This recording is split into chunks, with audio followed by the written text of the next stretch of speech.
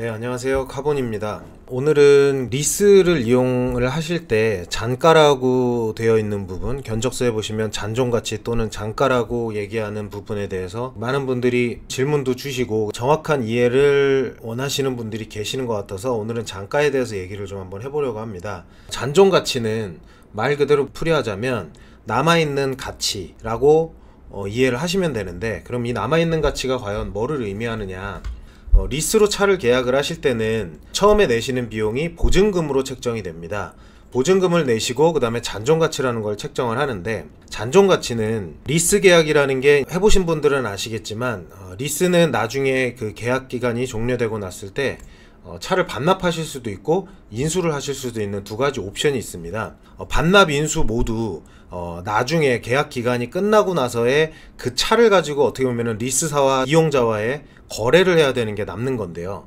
그 이유는 아시는 것처럼 리스로 차를 구매하시면 리스회사로 차가 등록이 되죠. 그러면 제 명의가 아닌 겁니다. 저는 그냥 이용자가 되는 건데, 계약 기간이 끝나고 나서 이 차를 반납을 하든지 아니면 뭐 제가 인수를 하든지 두 가지 중에 하나를 선택해야 될 때 그 차의 값어치라는 게 필요합니다. 예를 들자면 뭐 등록세, 취득세, 세금도 내야 될 것이고, 리스 회사로 되어 있는 명의의 차를 내 앞으로 가져올 때 세금계산서도 발행을 해야 되고, 이런 어떤 거래가 이루어져야 되는데, 예를 들어서 리스 계약을 할 때 뭐 어떤 차종을 60개월 5년을 계약을 했다라고 가정을 할 때 5년 뒤에 그 차의 값어치가 얼마인지를 사실은 아무도 알 수 없죠. 시장이 어떻게 흘러갈지, 중고차 시장이 어떻게 변화될지 모르기 때문에 그 차의 값어치가 5년 뒤에 얼마일지를 누구도 장담을 할 수가 없습니다. 그렇게 되면 이 계약은 굉장히 어려운 계약이 되죠. 왜냐하면 계약 기간이 끝나고 나서 제가 리스사로부터 그 차를 인수해 온다고 가정을 했을 때 그 차의 값어치를 그때 가서 결정합시다 라고 만약에 얘기를 한다 그러면 그 논쟁의 여지가 크겠죠. 그때 돼서 리스사 입장에서 많이 받고 싶어 할 거고, 인수하는 제 입장에서는 조금 내고 싶어 할 텐데 그 간극을 좁히기가 어려울 겁니다. 왜냐하면 차의 상태도 일정할 수 없잖아요. 키로수도 다 다를 거고, 뭐 중간에 사고가 나는 경우도 있을 거고. 근데 그거를 그때 가서 계산합시다, 그때 가서 그 가치를 생각합시다 하면은 이 계약은 있을 수가 없기 때문에 잔존가치라고 하는 것을 미리 책정을 해 두는 겁니다. 계약 기간이 끝나고 나서 그때 그 차를 그 가격에 거래합시다 라고 하는 약속을 해 놓는 거죠. 그러면 이 약속은 캐피탈사 또는 리스 이용자가 마음대로 할 수 있는 걸까요? 또 그건 아닙니다. 왜 그러냐면 누구도 그 리스크를 질 수가 없기 때문에 리스사 입장에서도 그 차에 대한 값어치를 자기네들 맘대로 책정해 놨다가 피해를 볼 수도 있는 거고, 그렇기 때문에 잔가 업체라고 하는, 잔존가치 업체라고 하는 중고업자라고 하기에는 규모가 좀 크고요. 중고업체들이 존재를 합니다. 그 중에 여러분들이 아실 만한 대표적인 회사가 바로 엔카고요. 엔카에서도 잔가 보장을 해줍니다. 자, 잔가 보장을 해준다는 건 어떤 의미냐? 리스 회사와 그 이용자 간의 리스 계약에 있어서 특정 차종을 가지고 계약을 하겠죠, 당연히. 예를 들어 뭐 BMW 530i라는 차를 이제 고객과 리스사가 계약을 할 때 잔가 업체라는 곳이 그 거래에 이제 그 차의 잔존 가치를 보장을 해줍니다. 예를 들어 엔카라고 제가 가정을 해볼게요. 엔카가 이 ABC라는 캐피탈사와 제휴를 맺고 ABC라는 캐피탈사가 거래하는 모든 리스 계약에 잔가를 내가 보장해주겠다라고 계약을 하는 겁니다. 그러면 ABC 업체가 BMW 530i라는 차를 고객과 계약을 할 때 이 차의 잔가가 얼마인가요? 잔존가치가 얼마인가요? 라고 엔카에 확인을 하게 됩니다.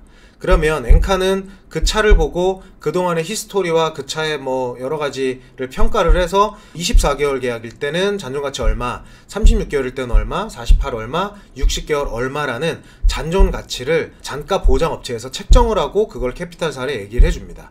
그럼 캐피탈사는 그거를 베이스로 한 계약을 하게 되는 거고요.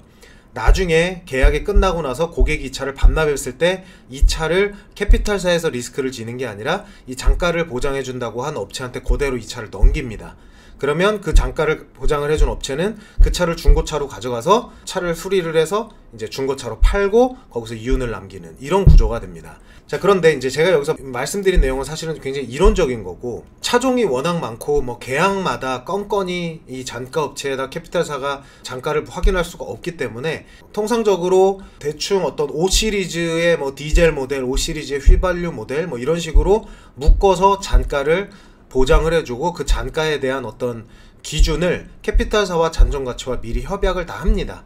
그래서 그거에 대해서 계약 기간이 종료됐을 때 그 값어치만큼 차를 인정해주고 그 차를 반납을 하던 고객이 인수를 하던 했을 때 그 잔가라고 하는 거를 기준으로 이제 거래를 한다라고 생각을 하시면 될 것 같고, 원래는 이게 지금 제가 말씀드린 내용이 사실은 그 잔가의 기본 개념인데, 최근에는 이제 캐피탈사들이 경쟁이 워낙 치열해지다 보니까 월 리스료를 낮출 수 있는 상품들을 고민을 하다가 고잔가라고 하는 프로그램을 만들어냈습니다. 고잔가라고 하는 거는 말 그대로 잔가를 높여놓은 겁니다. 이 높여놓는다는 의미는 뭐냐면, 자, 제가 설명드린 내용에서 잔가업체가 리스사로부터 받아가는 중고차에 대한 가치를 예를 들어 30% 정도라고 책정을 해놨는데, 그거를 갑자기 40%로 끌어올린다? 라고 하면 누가 리스크를 떠안게 될까요? 결국은 이 잔가를 보장해주는 잔가 보장업체가 리스크를 떠안아야 되겠죠. 그런데 이게 쉽지 않기 때문에 이제 리스라는 게 처음에 생겨났을 때는 고잔가라는 개념 자체가 없었습니다. 예를 들자면 유예리스라는 건 있었죠, 과거에. 유예리스라고 하는 거는 대신 반납이 안 되는 조건이었습니다. 무조건 고객이 인수해가는 조건으로 유예리스라는 거를 만들었었는데, 지금은 유예리스가 아니라 고잔가라는 프로그램을 만들어서 심지어 고객이 반납을 할 수도 있게끔 리스를 만들어 놓은 거죠. 그럼 이 고잔가라는 거는 무엇이냐, 이해하기 쉽게 설명을 드리자면 아까 설명드린 그런 일반적인 잔가보다 강제로 잔가를 끌어올려 놓은 겁니다.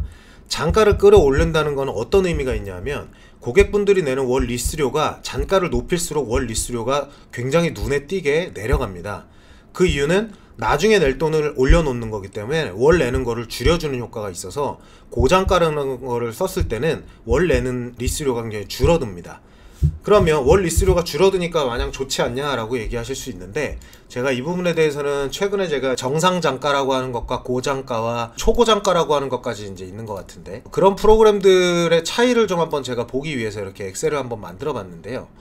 어떤 특정 캐피탈을 가지고 제가 이제 잔가 계산을 한번 해봤습니다. 벤츠 모델로 잔가를 한번 조사를 해봤습니다. 정상잔가와 고잔가와 초고잔가가 뭐 어떤 식으로 차이가 나는지. 보시면 정상잔가의 월 리스료입니다. 이게 월 리스료인데, 예를 들어 잔존 가치를 30% 정도로 한번 볼게요. 잔가가 36개월 30%는 무조건 나오니까 정상잔가일 때 233만 1,300원 정도가 정상잔가였는데, 고잔가로 가면은 똑같은 30%일 때도 15,500원만큼이 리스료가 올라갑니다. 리스료마다 똑같이 15,500원씩 올라가죠. 그럼 60개월 계약이라고 가정을 하면 15,500원씩 60개월 동안 더 내는 겁니다. 정상잔가보다 똑같은 잔존가치일 때도. 자, 그러면 고잔가에서 또 초고잔가로 올라갔을 때는 똑같은 30%일 때 월 32,300원이 올라갑니다. 그러면 다시 얘기해서 정상잔가에서 초고잔가로 올라갔을 때 월 리스료는 두 개를 합친 거죠. 47,800원이 월 리스료가 더 비쌉니다. 그러면 제가 계산을 해보면 47,800원 곱하기 예를 들어 60개월이라고 가정을 해보면 정상잔가보다 똑같은 잔가를 적용을 했을 때 286만 8천원이 더 비쌉니다. 다시 설명을 좀 드리자면, 정상잔가로 말씀드린 잔가 보장업체가 정상잔가라고 인정하는 가치를 가지고 냈을 때는 월 내시는 리스료에 잔가에 대한 비용 부담이 없습니다. 이거를 업계에서 이제 잔가 수수료라고 하는데, 그렇지만 만약에 이거를 정상적인 잔가보다 강제로 조금이라도 더 끌어올리기 시작을 한다 라고 가정을 하면 아예 리스료의 그 테이블 자체가 달라집니다. 지금 보시는 것처럼 아예 월 리스료 자체가 뭐 15,000원, 뭐 3만원 이런 식으로 올라가는 거죠. 그러면 이 비용은 뭐냐? 고객분들이 월 리스료를 낮추는 거에 대해서는 이제 좋으실지 몰라도 그 낮아진 월 리스료 안에 이 잔가 수수료라고 하는 게 들어가게 됩니다. 지금 제가 단순 계산을 했을 때 280 얼마가 이제 더 비쌌죠, 일반 잔가보다. 이 280 얼마를 리스사에서 가져가는 게 아니라 아까 말씀드린 이 잔가 보장 업체에서 혹시나 차를 반납했을 때 생길 수 있는, 나중에 발생할 수 있는 그 리스크를 이 비용으로 리스사에서 보존을 해준다라고 생각을 하시면 될 것 같습니다. 실제로 제가 지금 여러 데이터를 가지고 말씀드리기에는 좀 내용이 많은데, 제가 지금 설명드린 게 뭐 정확히 이해가 안 되실 수도 있겠지만 간단히 설명드리면, 차를 내가 계약 기간이 끝나고 나중에 이 차를 계속 탈 거야, 인수할 거야 라고 하시는 분들은 절대 고잔가 프로그램을 이용하시면 안 된다라고 말씀을 드리는 겁니다. 왜? 똑같은 보증금에 똑같은 잔존가치를 해도 고잔가는 비쌉니다. 따라서 잔존가치를 높여놓는 프로그램은 무조건 월 리스료에 잔가 수수료가 들어간다라고 생각을 하시면 되죠. 그런데 만약에 고객분이 나중에 반납을 안 하고 그 차를 인수를 한다. 그러면 잔가 수수료는 고객분들이 그냥 쓸데없는 돈을 내시게 되는 거죠. 근데 거꾸로 나는 이 차를 타고 무조건 반납할 거야 라고 생각을 하시는 분들은 최대한 잔존가치를 끌어올리는 것도 괜찮습니다. 왜냐하면 월 리스료가 현저하게 줄어들기 때문에 계약 기간 동안 곱해도 정상 잔가를 이용하시는 것보다 반납을 하시게 되면 유리합니다. 그래서 리스를 이용하시는 분들이 요새 고잔가라는 프로그램들이 굉장히 많이 나와서 혼란들이 있으신 것 같은데, 무조건 반납을 하실 때는 고잔가를 이용하시는 것도 좋고, 반납 안 하고 나중에 인수를 하신다라고 생각을 하실 때는 정상 잔가 범위 내에서 이용하시기를 추천드립니다. 고객분들이 봤을 때 견적서만 가지고는 이게 정상 잔가인지 뭐 고잔가인지를 알 수가 없거든요.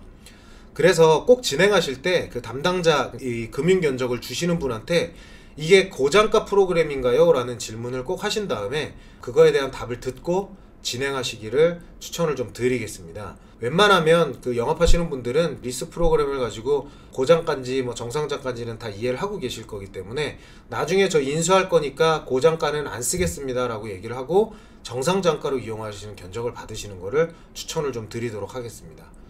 네, 오늘은 그 잔가에 대해서 좀 설명을 드렸는데 제가 너무 어렵게 설명을 한 건 아닌가 싶은 생각이 좀 드네요. 그래도 잔가에 대해서 조금이라도 알고 계셨던 분들한테는 고잔가라는 부분에 대한 이해가 되시기를 희망하면서 오늘 영상은 여기까지 하도록 하겠습니다. 다음에는 보증금과 선납금, 할부에서의 선납금과 리스에서의 보증금의 차이에 대해서 한번 오늘처럼 이렇게 간단하게 설명을 좀 드리도록 하겠습니다. 오늘도 영상 봐주셔서 감사합니다.